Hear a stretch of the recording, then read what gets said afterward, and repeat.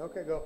All right, welcome. Hey, this is the Genesee County Compassion Club show, broadcasting to you live on flinttalkradio.com. Thanks for joining me today. How's everybody doing? I'm the one here. So it's like, I apologize to your listeners too. Your hiatus was not their choosing. It was just so much. It was chaotic before the elections that we were covering as much as we could on that. So Right on. Yeah, for our viewership out there here at Flint Talk Radio, John's the man. He's been covering the debates for the local elections the last 5 weeks down at Mott, and getting all the live coverage, talking to all the candidates and getting their views on everything, and filming the debates as well. Is that right, John? well, it's mostly forums, and they were just talking. The candidates were given the same question, but each got a chance to ask it. They didn't get a chance to address each other. So Okay. and it was like, but we've had 5 good ones. I think Tom Sumner at the White Horse, and then later on at the Good Beans Cafe, the last one. Oh, excellent. And it was really, we had 6 candidates represented last week.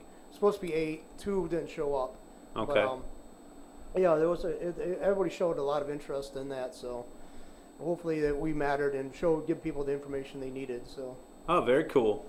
Yeah, I hope everybody was able to make it out yesterday to the polls and get their vote out. Of course, this was the primary here. I'm just checking out MLive right now. We've got the coverage for the elections. Let's see what kind of results here. We've got the State House District 34. This is Democratic primary, and as you stated there, John Sheldon Neely took that, so he'll be running against his primary, or running against the Republican here in the November election. So that'll be your choice if you're a Democrat.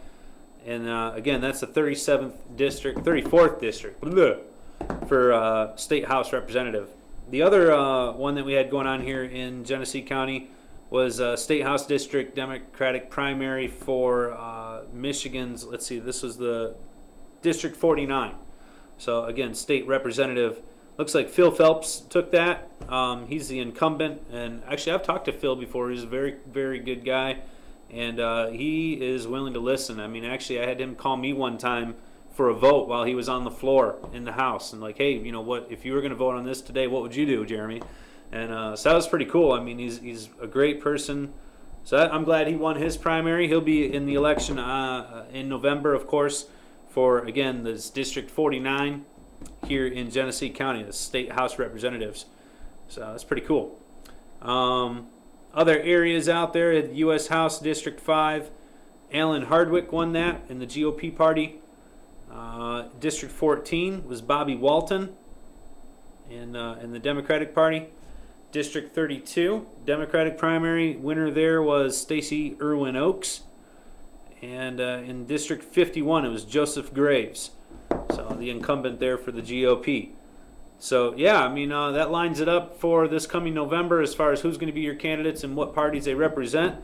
And we definitely want to make sure you guys participate in the voter turnout, voter time here in November. Obviously, we've got the gubernatorial race going on. We've got Attorney General, State Attorney General election, among many other important races. We've got the ballot questions coming up. I know the one big one there everybody's talking about is the personal property tax for businesses, Proposal 1 here in Michigan. John, have you heard anything about that? I mean, what's your take on this Proposal 1, the small business tax there for personal property tax? Well, according to Adam Ford, who does a lot of research, he's posted on Facebook a lot. He's also a friend of, he's been around the studio quite a bit. And he said that he brought up a point that, that sounded good on the surface, he was going to try to tell people not to vote for it because, yeah, he doesn't want people taxed, small businesses taxed. But there's also, there's a lot more attached to that. It would activate other. Yeah, isn't it like a 40-page proposal? A 40-page proposal. So it's not as cut and dried as they led us to believe. Sure.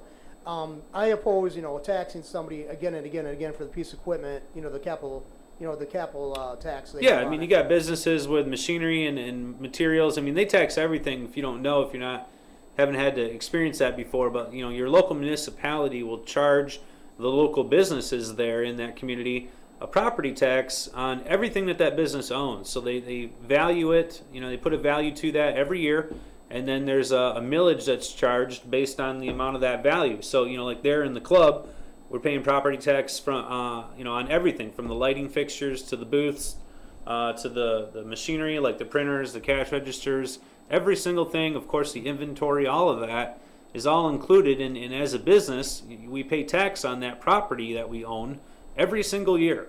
And we're just one of many businesses, obviously, but you think of restaurants out there with all the material and equipment that they have. So this is a pretty big property tax that's assessed to businesses across the state. And there is a lot of talk because it's a 40-page proposal. It's not as clear cut as it's sort of being made out to be. Obviously, the vote no is to say, well, all right, we won't impose this tax any longer.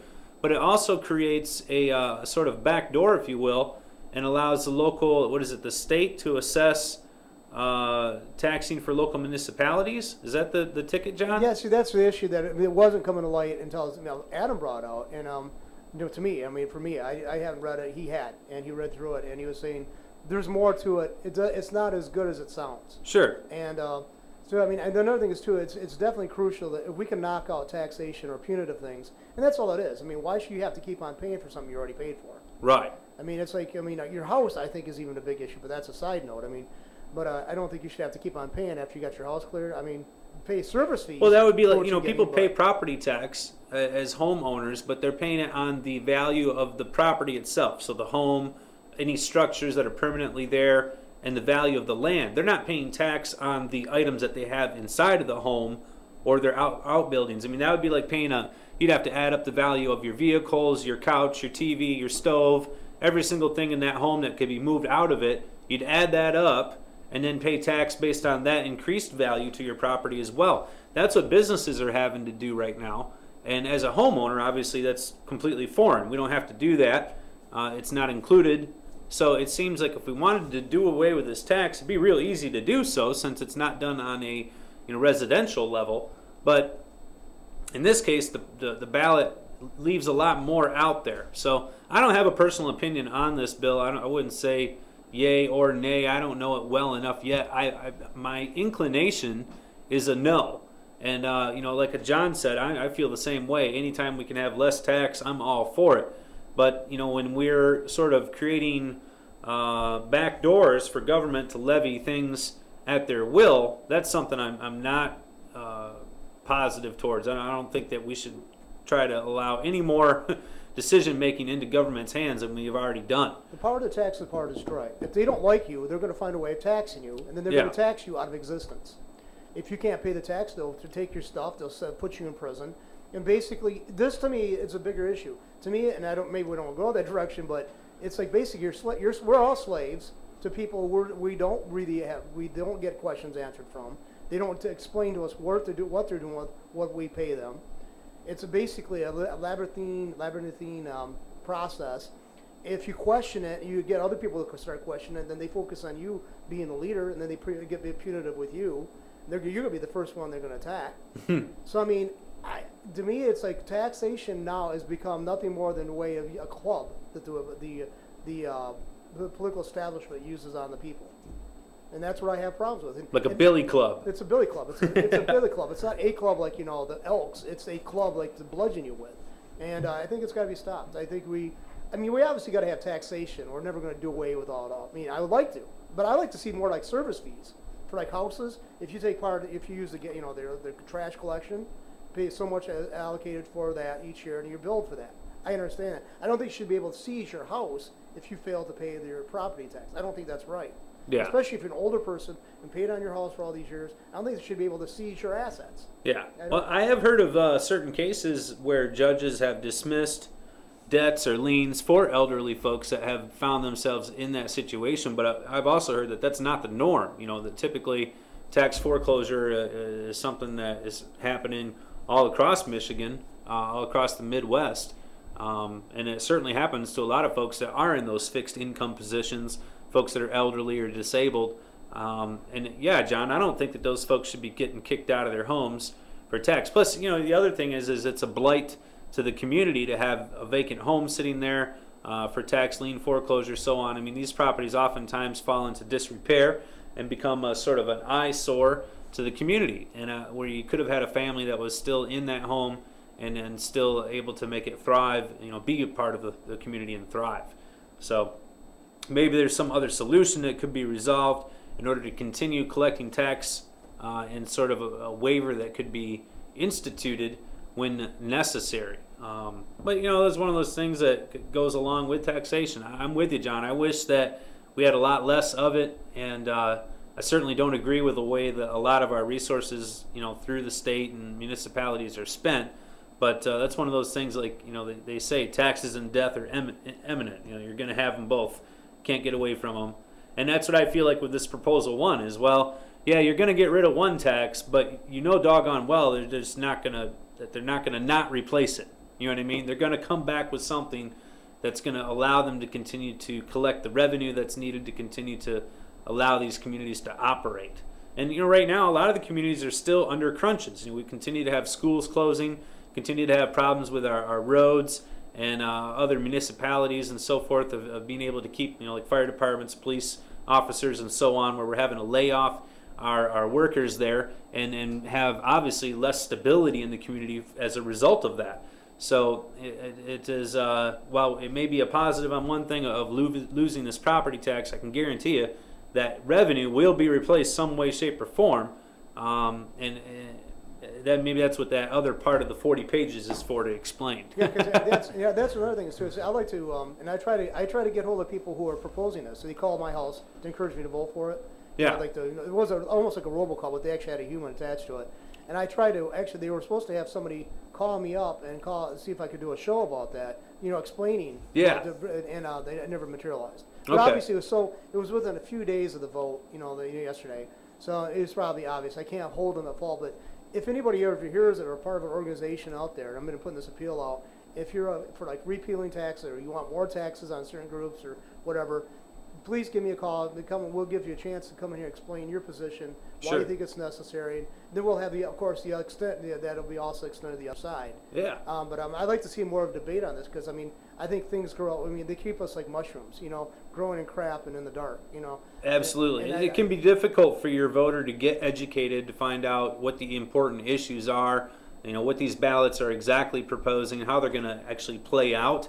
That's a lot of information to gather, and it can be tough to do. If you guys have questions or debates, you guys are listening, feel free to call into the show here at 208-1854. We'd like to hear your comments and opinions on this proposal as well, and maybe get some questions or answers, going here. But John, yeah, if you happen to come across maybe like someone from that campaign or whatever, let us know and we'll get them on here and start talking about this. Yeah, because there's a lot of stuff. See, everything. A lot of people are watching this going to say, well, what's this have to do with medical marijuana? It has. Politically, there's the very things that are insulated, totally or secularized from one thing to the other. There's always an overlap. There's always overreach. There's also impacts. So, you just can't compartmentalize anything politically. Absolutely. Yep. Yeah, a couple other election results here I'll share with you. County Commissioner in the 9th District, Jim Slezak. Looks like the choice there is a representative there. County Commissioner for the 1st District, it was Bryant Nolden for the Democratic position there. And let's see here, 3rd District, it was Jamie Curtis with the Democratic vote. And also 1st District here, looks like John Northrup for the Democratic side there. And also, finally, 7th District, Martin I don't know how to pronounce this one. Martin Cousineau. Does that sound right, John? Sounds all right. Okay. Democratic candidate there. Democratic candidate also for the 9th District, Peggy Adams. This is interesting. Peggy Adams, 1,803 votes, and Frederick Rapun, apologize if I'm not saying that right, 1,763. You get 40 votes there, making the difference for which candidate's going to be able to run as a Democratic candidate there in that county commissioner. It's a pretty tight race. I see a recount being demanded. I do. Actually, I got this wrong. Previously, 7th District was not Martin Cousineau. It was Mike Lynch with 1,328 votes. So a close race there. Yeah, that other one, 40 votes. That's real close. Mount Morris Township trustee. Let's see here. Looks like Brian Baxter and Jelena Sanders. Let's see here. All right, I'm not going to go through all of these. Got a lot of millage proposals. Got the senior services millage proposal, MTA millage proposal. Looks like that's a yes. Seniors is yes. Mosquito control millage for Grand Blanc. Yes. Bentley Schools building and site bond vote for 1. Yes. Swartz Creek Schools operating millage. Yes. So actually, it looks like folks in Genesee County want to see their county improve. I mean, they're adding, or at least sustaining the current millages in these areas for schools. So, I mean, we definitely have the investment here. There are people wanting to stay and continue to want these communities to grow. That's the election results. Just wanted to share those with you, let you know what happened. Obviously, folks getting out there, and again, getting ready for the November election. We got a few months away. As I said before, you got the gubernatorial race. Got a couple candidates there. Also have the state attorney general. That's a big one for us here in the medical marijuana community, as that position is oftentimes known as the top cop position, sort of the person who's handing out the policies on how law would be conducted. And you know, a lot of folks have opposition to the current attorney general that we have. He hasn't been a friend of medical marijuana, and certainly has been out there trying to do whatever he can to narrow the scope of the rights that were issued in this law. So this is an important race for the folks in the medical marijuana community to pay attention to. The other candidates are obviously other choices available. You guys can check those out for yourself, see what's out there. But I mean, I'd definitely like to see a change in that current office. We'll have to see. And with the new bills that are being proposed, if those should pass into law, the state attorney general is going to be the person who's going to, you know, again, issue out his opinion or his direction on how those are going to be followed or allowed, and so on and so forth. So it could have potentially a big impact in the future here of medical marijuana for Michigan. So definitely want to make sure you guys get educated. Maybe you want to help out with someone's campaign, either locally or statewide. They're always looking for volunteers, whether it's, you know, like John said, you had somebody personally doing a robocall. Yeah. It's probably the least favorite thing for folks to do out there. But, you know, you might be out passing out folders or pamphlets in a parade. Maybe you're just doing, you know, out there putting signs in a yard, whatever it is. If you want to get involved, these campaigns are oftentimes looking for help, especially, you know, locally, and it's a great way to get out there and you know, find out about your community, find out what's going on, who the movers and shakers are, and get them also your views and your opinions as to what you'd like to see in your community, because that's ultimately what those people are there for. But another thing is too, I don't know if people are aware of this, but there's a app on I can get on my iPhone. I don't know if you can get it. Yeah, I think you probably can get it for the other phones. It's called Vote Spotter, and it actually when you sign up for it, you put in your zip code, and it brings up all the people that you're connected to politically. You know, your representatives, your senators, and stuff. Oh yeah. And it tells you you can actually check up how they voted on all these bills and stuff like that. Right. Look at their history. Yeah, so it's really good. They'll tell you the bill, and then they'll tell you how that particular politician voted on it. There you go. And so I mean, you got no excuse right now, really. Right on. What's the name of that app again? Vote Spotter. How do you spell that? VOTESPOTT. V as in Victor? Victor, like vote. Yep. Vote Spotter. Vote Spotter. Yep. There you go. Yeah, you should. I don't know if you got I don't know what kind of phone you got, but you might. I got one of those. Yeah, that's a good phone. I mean, it's like, and I think that's a great a Droid, but I'm sure, like you said, it's probably for multiple platforms. Cool. Well, definitely want you guys to stay educated, and obviously get you guys to take part. It's important, and you know, like that one election, 40 votes made the difference on whether or not that person's going to be on the ballot in November, and you can bet that they're kicking themselves for not getting their campaign out a little bit harder. You know, that's just the difference. One person could make a difference in a local election, that's for sure. So, all right, I got some marijuana news. We've had a lot of stuff going on down at the Genesee County Compassion Club. I appreciate you guys listening to the podcast. I want to keep you guys informed as to what's going on down there. We've had a lot of events. Genesee County's just been chock full of stuff. The club's been hopping. We've got our testing machine up and rolling. The full mass spectrometer it's in motion.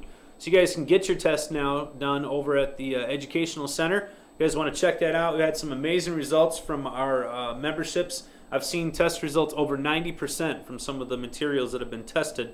It's purely phenomenal, absolutely amazing results. 90% cannabinoid content, and you know, I'm sure we're going to continue to see results like that. It's a good idea for people to get their material tested, to know what it is you're working with.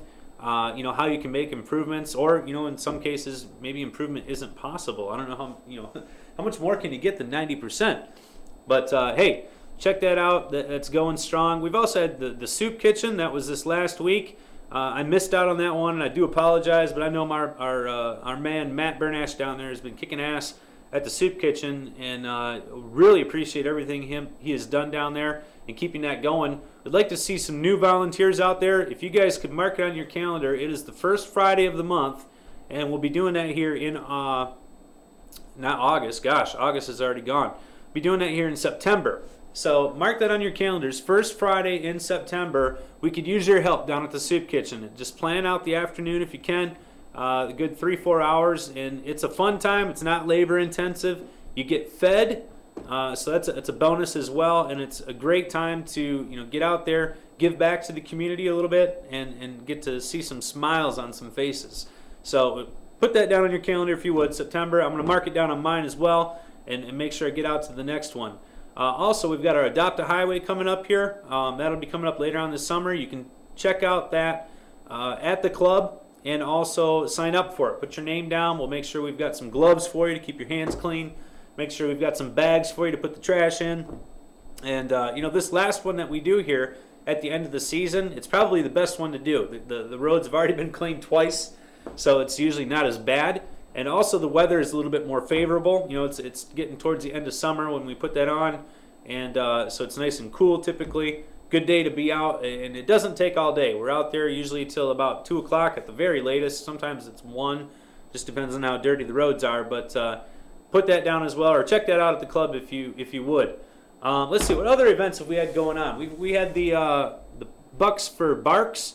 We collected, I think. I want to say it was like $750 that we donated to the Genesee County Humane Shelter. So that's pretty fantastic. And then I think we had another $1,300. I'm probably not getting these figures correct, but it was a good amount we were able to collect for the Leadership Dogs for the Blind. We had the golf outing this last Sunday, and that was at Davison Hills. Actually, it's 2 Sundays ago. Losing track of time now. But it had an 18-hole course out there that we put on. The G3C helped sponsor one of the holes for the tournament, and we were able to raise quite a bit of money. I think we had 16 different players out there from the club. I think we had a few more try to jump onto the bandwagon and say they were a part of us as well. But hey, we don't mind. It was a good time. Went out there and played a scramble. It was a good time by all, and really helped out. I think the Leadership Dogs for the Blind was able to collect close to $2,500 for that event. I also gave away some great prizes from some of the vendors, and I know everybody had a good time. So definitely thank you to Mike Michelle, who helped put that on. He's one of our club members, and actually his brother, I believe it is has one of those leader dogs. He is blind and or legally blind, and so that's directly helps benefit somebody that we know as a member, and so that's a fantastic thing to be able to do it. Plus, it's a lot of fun. I haven't been golfing in years. I shanked them as many times as I possibly could, and at least I was consistent at that. That's all I can say about my personal golf game. The Leadership Dog program is out of Rochester, Michigan, isn't it? That's where they do the actual training, Rochester, Michigan? Yeah, I don't know exactly where it's at. I think there's a couple different places where they train at, so I can't say for sure on that, John. But that's a mysterious undertaking. There's only, I don't know, so many dogs. Only so many dogs make it. Yeah, absolutely. Very select few as far as the animals that make it into the program, and a lot of training, a lot of time invested in there. So it does have a lot of costs associated with it, and it was nice for us to be able to help out with that. So that's very cool. And you also got to be a person who's getting the dog has to be investigated, and they make sure the dog is going to a person that's not going to be abusive. Well, not just that, but I think they try to make sure that the dog and the individual, the patient, are going to be a good match. Right, they got to have personalities click. Yeah, they got to kind of feel each other, if you will. Yeah, because that's an amazing thing. I see these dogs leading people. The dogs are stopping right there to traffic where the traffic's going, and they actually know when to go ahead and all that. Let's face it, those dogs are like super dogs, man. Oh yeah, they're amazing animals. Yeah, one of my patients had one of those at one time. He's a paraplegic patient, and it wasn't obviously Leadership for the Blind, but one of the assistant helper animals, and golden retriever, I think it was. Fantastic animal. It would help answer the door, get the mail for him, do all kinds of things, and then also provide that companionship that animals do. So, very cool thing. I'm just glad to be a part of that. As far as speaking of golf outings, I know that we've got another one coming up here. We just talked about this the other night with Mr. George at the snack bar. He's got a golf event coming up here. I think it's out in Swartz Creek, and it's coming up, I want to say, in September. Don't quote me on this, guys. But do go see George. Go talk to him. We're trying to get some teams put together for that, and look forward. We did this last year, and it was the first annual G3C golf outing. So this is going to be the second annual G3C golf outing. And man, let's look. I might actually go. I really enjoyed getting out there, despite the fact that I think I lost over a dozen balls. So I'll have to ante up on my my balls there to play the game again. But it should be fun. So check out George at the snack bar if you guys are at the club, and find out about that next golf outing that's coming up. Another event that is trying to come together or is in the works is a softball outing. I think we're looking for teams of 10. We need 6 males, 4 females, so it has to be kind of a mix on the team. If you guys are interested in playing some softball, go talk to the guys up at the snack bar. They can get you the info. They'll get you the information that you're looking for. That might be fun as well. So a little bit of a softball tournament. I know the club's going to help sponsor that if we get enough players. So we'll pay for your entrance fee and give you a t-shirt. All you got to do is go play softball for a day. So I think it is on a Saturday. So you might just, for you caregivers out there, patients, can plan your weekends accordingly. But it should be fun. Another good event that's coming up. So a lot of stuff that's happening down at the Genesee County Compassion Club. The membership continues to grow, and I'm so thankful for that. And there's always fun events getting planned. I know we talked about our chili cook-off. That won't be for a while, but that's going to be coming up here in the future. And I think we're going to plan on combining that with a cannabis cup. So now our cup's going to be, I know for one thing, the results are going to be tested. So it's not going to be just based on individual opinion. Although we might throw some of that in the mix as well, because we do like to get you guys' feedback. And it is interesting to know. I mean, if you had, let's say you had 10 different weeds in front of you, 10 different types of flowers in front of you, would you pick out visually or by smell the best one?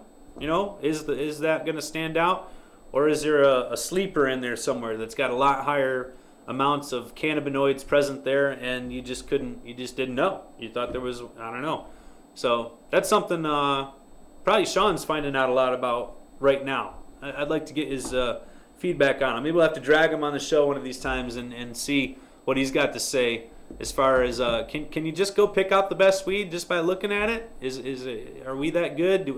I bet you we think we are, but are we? I don't know. Let's find out. Let's back it up with some testing. We'll see.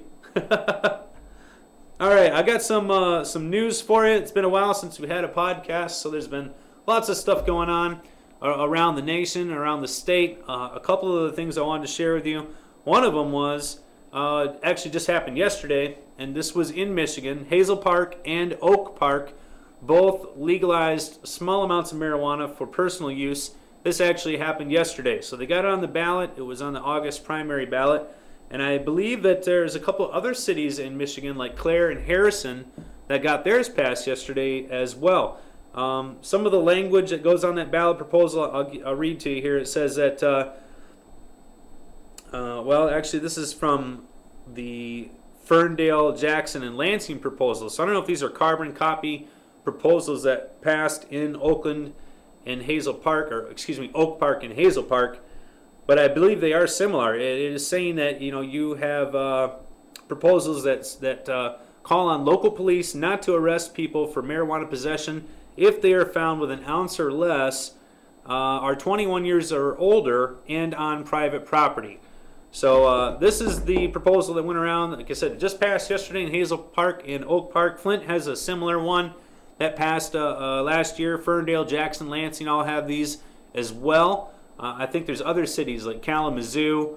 And like I said, I also heard, and I haven't confirmed this, but by rumor that Harrison and Clare also passed these ordinances yesterday in their elections. So good news. I mean, that's pretty cool. Does it really change a lot for the people living in those specific areas?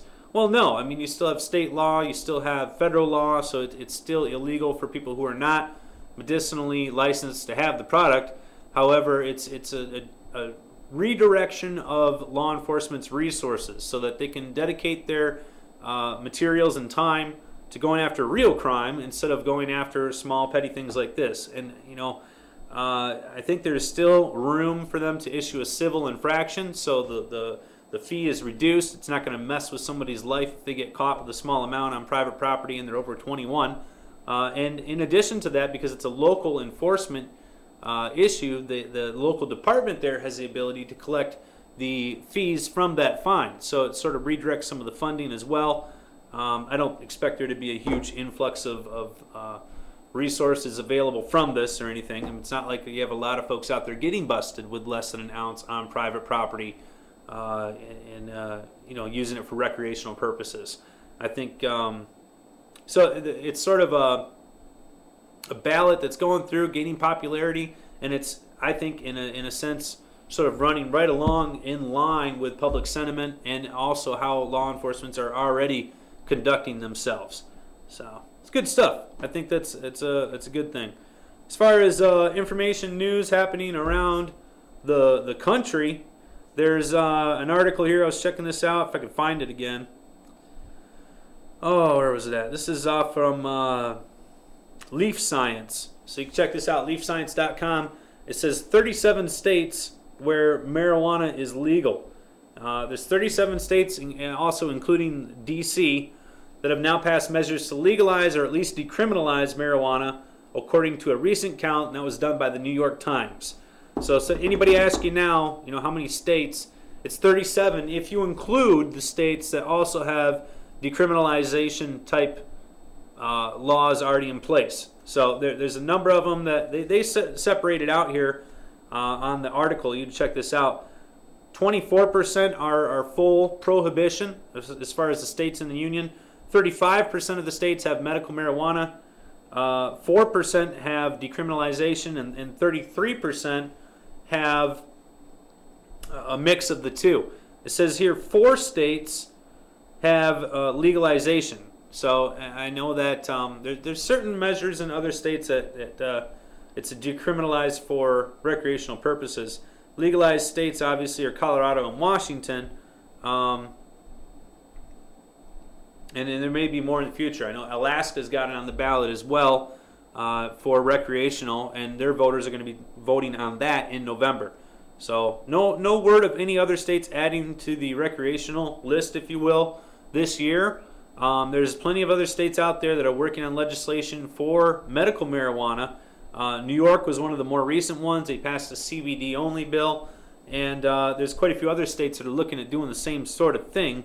But at this rate, that's about it. So that's pretty amazing. 37 states,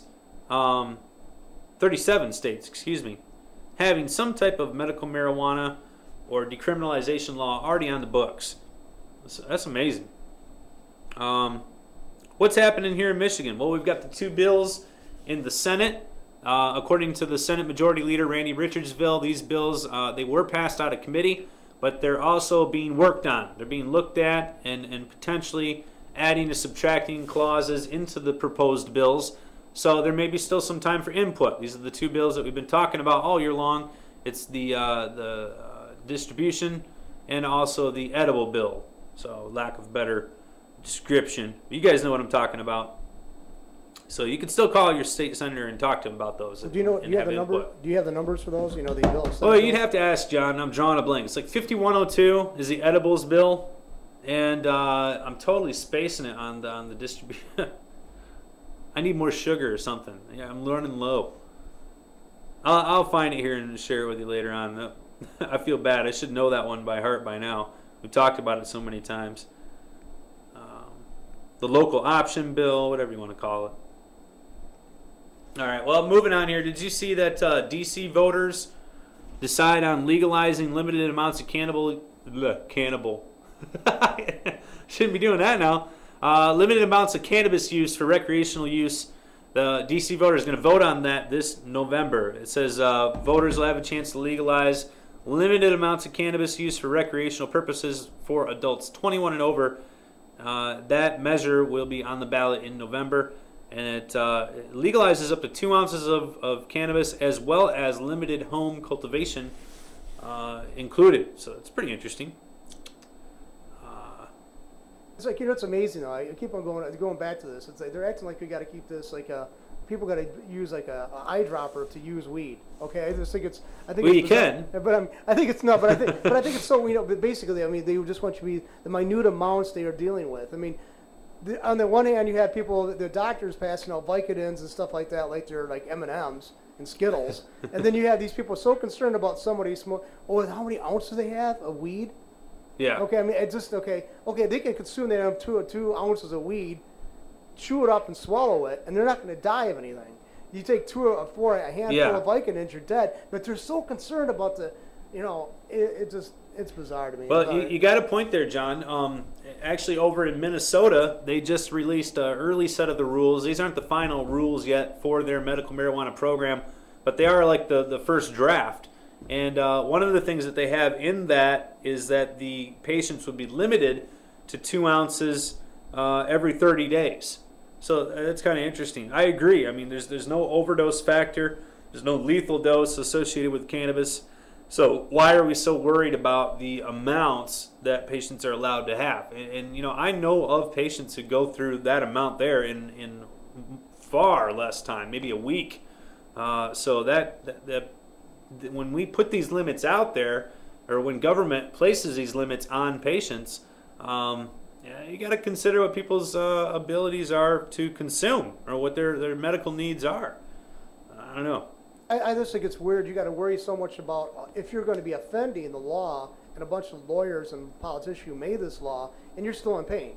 I think it's just. I mean, it shouldn't be between the doctor or physician or treatment specialist and the patient, not some bunch of suit-wearing sociopaths in some kind of Capitol building. I think it's insane.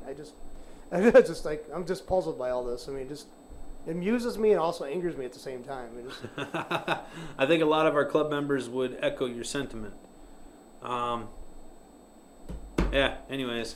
All right, moving on here. I got some other stuff I want to share with you. This is, again, from Leaf Science, and we're talking about adding hemp seeds to your diet. So, obviously, hemp seeds, same thing as cannabis seeds. You guys out there probably are not in the business of producing seeds, but should you acquire some seeds and not want to replant them, you might want to consider eating them. They're extremely healthy for you. They're actually a complete meal for those of you that don't know, because they contain essential oils like that you'd find in fish or nuts, and they also contain protein and a good amount of fiber as well. So very healthy thing to eat, and you'll find that if you go to some of these health food stores, you can just buy a package of them. They'll be like salted, or maybe they'll have some sort of lime or some sort of seasoning on there. But it's a pretty nice little pleasant snack. I like it better on a salad myself. Kind of mix it in a little bit. I don't really like a handful of the hemp seeds. They're a little bit, I don't know, a little too crunchy for me. But you can mix it up, put it in your smoothie, put it in baked goods, just include it in other things as a supplement. Like a lot of folks put in flaxseed nowadays. That's real popular. This would actually be just as healthy, if not healthier, than what you'd find in flaxseed. So, something to consider. A little hemp seed. Maybe we get some of that next door at the Growing Concern. I don't know. Have to check that out. You actually sell that at that store? Yeah, that's what I was just saying. We might have to start carrying that next door. Because I know there's a place out in Metamora, but I don't know if it's still in operation. Yeah, there's a number of them out there. I think there's a company called Curly Sue's or something like that. I might not have that name exactly right. Mary Jane's cousin, too. I'm thinking. That's what it is, Mary Jane's Cousins.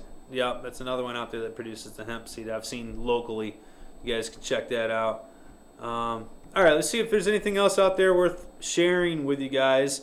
If you ever have any questions or you want to talk about something specific, whether it be related to marijuana news, or maybe you just have a question about something that's going on in your garden, or an issue, a patient caregiver related issue, feel free to call into the show anytime. We're always glad to hear your questions or comments, and we'd be glad to take your call. It's 810-208-1854. John will screen you, make sure you're not crazy, and then we'll go from there. Yeah, I can, life knows its own kind, if he's, this guy's nuts, how do you know? Because I'm nuts, It'd be like, he's just like me. Wait a minute, it is me, I'm calling out the other line. I'm calling myself. Well, you shouldn't have to do that, John, because there's a study that came out that says marijuana does not worsen schizophrenia. not worsen, but Right, it does not worsen. doesn't make better either. But that, of course, we don't want anybody to think we're actually mocking anybody with the actual ailment, the illness of schizophrenia. So. No, of course not. But no, it does actually. There's been a lot of studies or a lot of people that say in the past that marijuana long-term use is associated with schizophrenia, and actually there's a study that's been put out that shows that's not the case at all. So. Did you ever read about Burroughs? He's talking about he used marijuana to actually kick junk, heroin. Who? William S. Burroughs. Oh, I was yeah. reading this. It was in the portable beat book I bought the other day, and I was reading through some of that, and it was like he said he actually in one of his writings he was talking about how he used marijuana to beat the kick junk, as he called it, the heroin or something. Like harder, and so he actually used it. And I've actually had a friend who did that too. She smoked amazing amounts of weed when she was recovering from heroin addiction, and she believes it helped out. Curb the impact on that. That's fantastic. All right, one more thing I want to share with you guys before we wrap up today's show. This is an article. You guys may have already heard about this because it's something that's been around for quite a while, but I don't think it really gets enough attention, certainly like right now in the media where we're talking about rescheduling cannabis and some other drug class federally. We're talking about having multiple states open up to medical marijuana that were previously opposed to it. So this is something that is constantly in the media right now and continuing to be debated, but we continue to overlook something that I think is extremely important. The U.S. government has a patent on marijuana. Under federal law, marijuana has no medical use, and that's why it's considered on the federal drug scheduling in the first category. However, there was a patent that was issued in 2003. It was actually filed in 1999, but the patent was issued in 2003 from the National Institute of Mental Health, which is a part of the National Institutes of Health. So this is, obviously government submitting stuff for government, but they did receive a patent, and it was on cannabinoids as antioxidants and neuroprotectants. So clearly, specifically for a medical use, this is a patent that was already issued for cannabis to be used for these purposes, and they were using THC to do this. And, I think it's amazing that we continue to debate whether or not cannabis should be used for medicinal purposes, whether or not it is medicinal. And we have a government that says it is not, so that's why we continue to enforce these draconian laws. However, we're also already issuing out patents. This is over 11 years ago. Our government was already issuing out patents for cannabis. And yet we continue to have these contradictions between enforcement law and this patent. So, is Big Pharma waiting to step in and utilize this patent? Well, I would imagine so. The patent claims to provide a new class of antioxidant drugs that have a particular application as neuroprotectants. According to the description, the inventors recognized a previously unanticipated antioxidant property of the cannabinoids in general and cannabidiol in particular, cannabidiol known as CBD. Importantly, the patent does not cover cannabinoids that act through cannabinoid pathways, also known as receptors.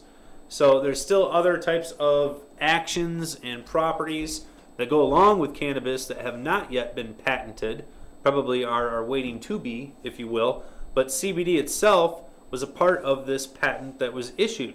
So, and I think that's amazing that they use the word inventor, like you invented CBD. Of course you didn't invent it.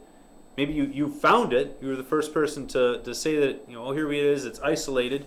And it was back in '99 when they submitted this, but certainly they didn't create it by any means. Well, it's like one of the guys said about research, the word research. It's like you're searching again, okay? But it's already been found. So, I mean, it's like there's R&D. Basically, they're finding it. What they're doing now is just trying to, what a pharmaceutical company usually does is try to find a way to apply that. See what the effects is, negative or positive, what it's having an effect on. And a lot of stuff is serendipitous. But it's ridiculous to think that they actually created these compounds, and when they existed for God knows how long, you know. Absolutely. But then we put a patent on it so that they're the only ones that have the right to produce and sell that particular substance when it was previously freely available and able to be not only utilized but cultivated as well. Right. So, anyways, you guys, that's enough. I mean, you might have known that. You might have already heard that. Like I said, the patent was issued back in '03, so this has been around for 11 years. And there's quite a few other patents out there that have been issued directly relating to cannabis, CBD. This CBD patent is not the only one.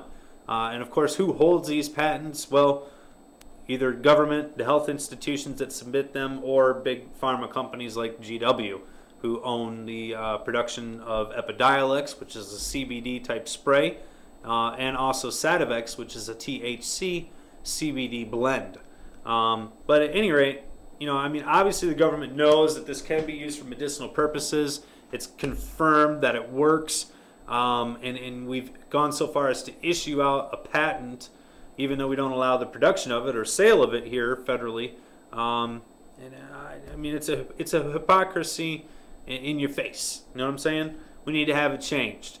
And we need to allow the, you know, availability of this medication to people right now. You know, folks need to be able to access this, and they shouldn't have to wait for government to come around to licensing it out to a particular organization. People should be able to produce this for themselves, or maybe have a friend do it and get access to it right away. And also probably a lot less expensive. I've heard prescriptions for these other types of medications, like I mentioned, Sativex and Epidiolex, quite expensive. And isolating these cannabinoids is something that they're not the only ones out there that know how to do that. It's actually becoming quite prevalent across the medical marijuana market. And I think that you can see that through finding a lot of these different products out there where they're sort of catering to patients' needs and providing certain types of cannabinoids, whether it be CBD treatment or CBN or so on and so forth. But at any rate, we need to have the policies changed, no doubt about it. So, and you know, the president's in his second term. He's the one who has the power to pull the strings. Is he going to do it? I don't know. We'll have to see. Maybe in his last 2 years or whatever, his last trimester. We'll see. All right, that's about it. That's all the information I have for you this week. Glad to be back in the studios. John, thanks for having me. I got to say, the Flint Talk Radio is looking nicer and nicer. We've got AC blowing super nice, cool air right over my back. Got an awesome new desk here. I'm feeling like we're in the CNN newsroom here. It's looking nice. So kudos to John for making it happen here at Flint Talk Radio. And, dude, you're rocking it. The builder of the table is actually, his name is Kevin Manning. He's also the operator of Davison Talk Network, and it's gonna be it's a sister site to Flint Talk Radio. They're doing stuff. They're gonna be showing a lot of our shows there, as well as he's gonna create his own, you know, reprogramming and stuff too. Absolutely. And so they look for what they're doing in the next couple of weeks. Actually, they're already breaking through. They're already doing some other stuff. So very cool. Very cool. Well, yeah, tune in to the Ustream channel here on Flint Talk Radio for a lot of the other podcasts that have been filmed here, and you can catch some of the candidates that'll be running for your vote in November. You can catch some of them right here on Flint Talk Radio, finding out what's going to affect you locally. There's no better place to catch some of the more, you know, local, organic news. You know, get it right here. Get it local. Get it right up from their mouth and not misquoted or creatively edited. We just let it go up as it is. Yeah, so. Just catch like a blurb in a paper or something. You can catch the whole thing right here.